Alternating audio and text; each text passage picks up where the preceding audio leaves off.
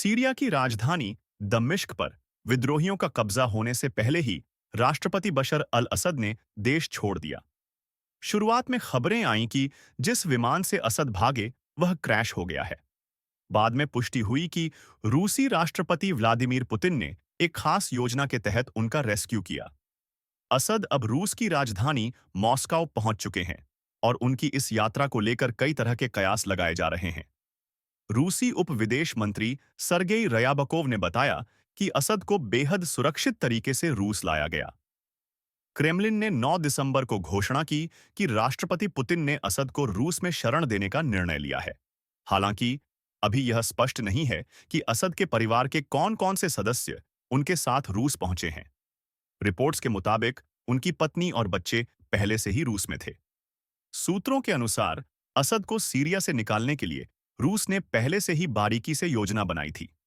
इस on operation के लिए एक रूसी IL-47 एयर टैंकर तैयार रखा गया था, जिसे दमिश्क के अंतर्राष्ट्रीय हवाई अड्डे पर तैनात किया गया था।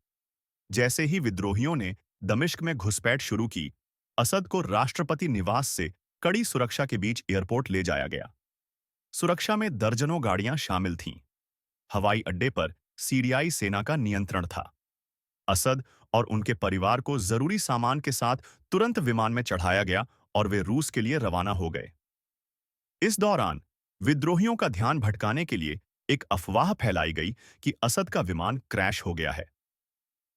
मॉस्को ने लंबे समय से सीरिया का समर्थन किया है। रूस ने 1944 में सीरिया की स्वतंत्रता को मान्यता दी थी, जब वह फ्रांसीसी औपनिवेशिक शासन के खिलाफ संघर्ष कर रहा था। पश्चिमी देशों ने सीरिया को सोवियत प्रभाव के तहत एक सैटेलाइट राज्य के रूप में देखा। NBC न्यूज को दिए एक इंटरव्यू में सरगेई रयाबकोव ने कहा, बशर अल असद सुरक्षित हैं और यह दिखाता है कि रूस जरूरत पड़ने पर असाधारण कदम उठाता है। जब उनसे पूछा गया कि क्या रूस असद को अंतर्राष्ट्रीय आपराधिक न्यायालय के सामने पेश करेगा, तो उन्होंने कहा, रूस ICC कन्वेंशन का सदस्य नहीं है। यह घटनाक्रम सीरिया और रूस के बीच गहरे संबंधों को दर्शाता है और यह भी कि मॉस्को वैश्विक मामलों में अपनी मजबूत उपस्थिति बनाए रखने के लिए तैयार है।